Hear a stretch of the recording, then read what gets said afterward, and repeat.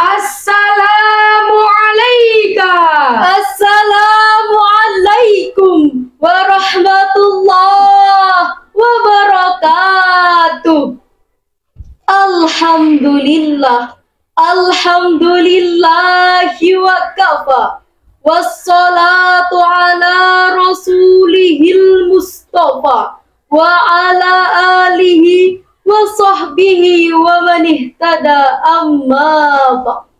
Dewan Hakim yang arif dan bijaksana, ma'asyiral muslimin wal muslimat rahimakumullah. Menurut Undang-Undang Dasar Nomor 10 Tahun 1992, ketahanan keluarga merupakan kondisi dinamis suatu keluarga yang memiliki keanggotaan dan ketahanan, serta mengandung kemampuan fisik, material, dan psikis mental spiritual, guna hidup yang mandiri, mengembangkan diri dan keluarganya untuk hidup harmonis. Selain itu, ketahanan keluarga merupakan kemampuan suatu keluarga dalam mengelola sumber daya dan masalah yang dihadapi, agar terpenuhinya seluruh kebutuhan anggota keluarga.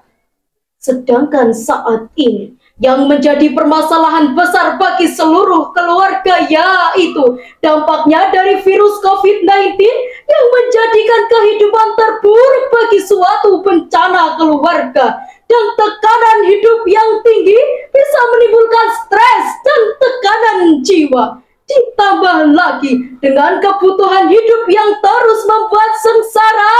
Makin sempitnya lapangan kerja, makin terbukanya kemampuan bersosial media, kebutuhan kuota juga semakin menggila, dan berbagai kebutuhan hidup lainnya yang terus merepotkan kebutuhan keluarga.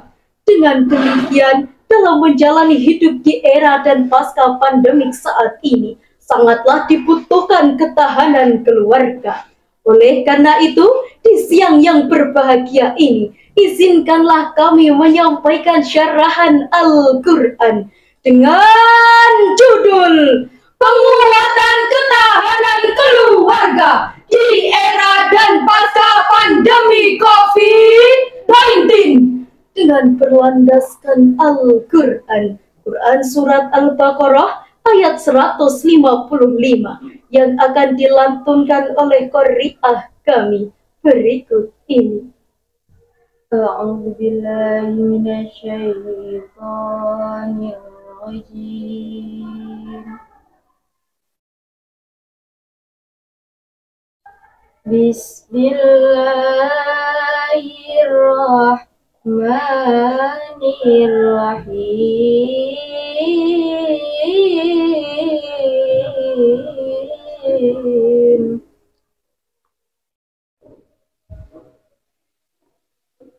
وَلَنَبْلُوَنَّكُمْ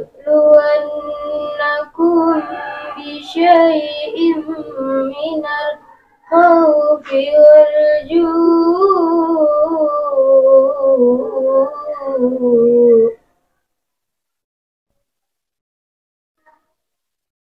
مِّنَ الْخَوْفِ وَالْجُوعِ وَنَقْصٍ مِّنَ الْأَمْوَالِ وَالْأَنفُسِ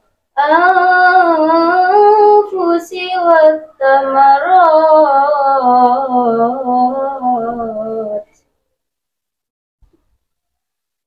وَبَشِّرِ الصَّابِرِينَ. Aku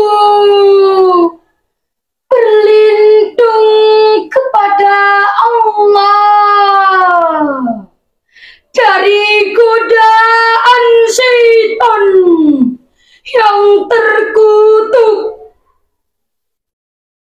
dengan menyebut asma Allah yang Maha Pengasih lagi Maha Penyayang.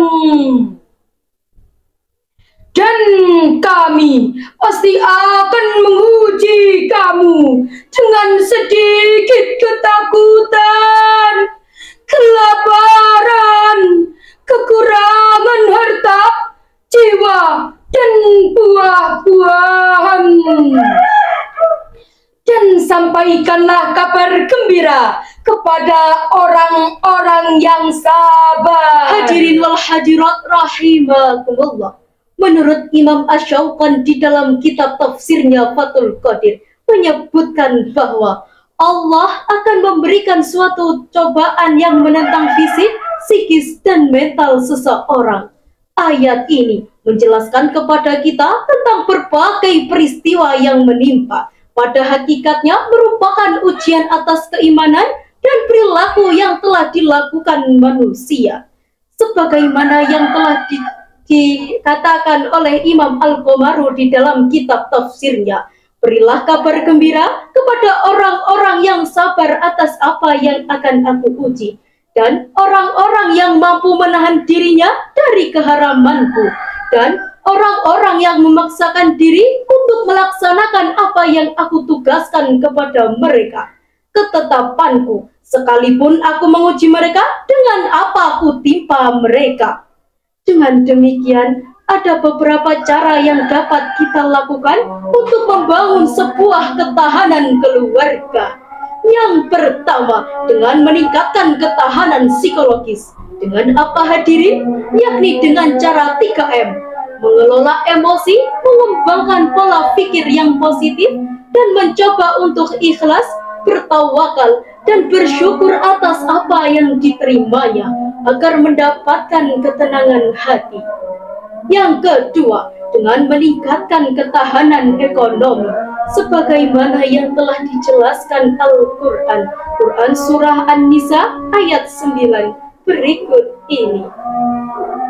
وَلْيَخْشَ الَّذِينَ لَوْ تَرَكُوا مِنْ خَلْفِهِمْ ذُرِّيَّةً ضِعَافًا خَافُوا عَلَيْهِمْ فَلْيَتَّقُوا اللَّهَ وَلْيَقُولُوا قَوْلًا سَدِيدًا. فَلْيَتَّقُوا اللَّهَ وَلْيَقُولُوا قَوْلًا سَدِيدًا.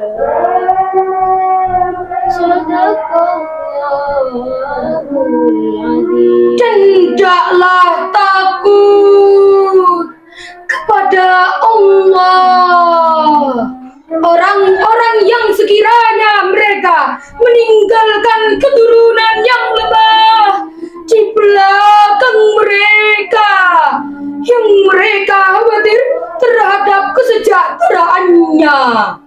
Oleh sebab itu, hendaklah mereka bertakwa kepada Allah, dan hendaklah mereka berbicara dengan tutur kata yang benar.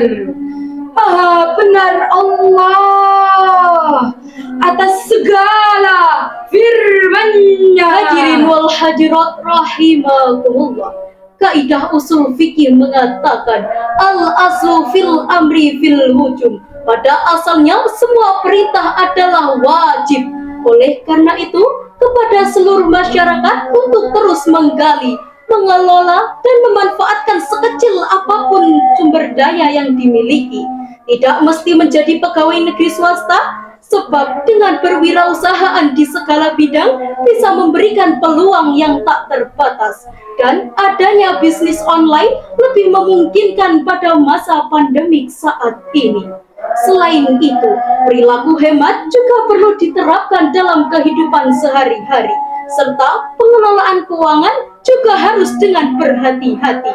Kebutuhan pokok juga harus didahulukan, pendidikan dan kesehatan harus diprioritaskan, serta kebutuhan sekunder maupun tersier bisa ditunda di kemudian. Yang ketiga, dengan meningkatkan ketahanan sosial. Interaksi sosial perlu dijaga walau dalam situasi pandemik saat ini. Interaksi dapat dilakukan secara luring maupun daring.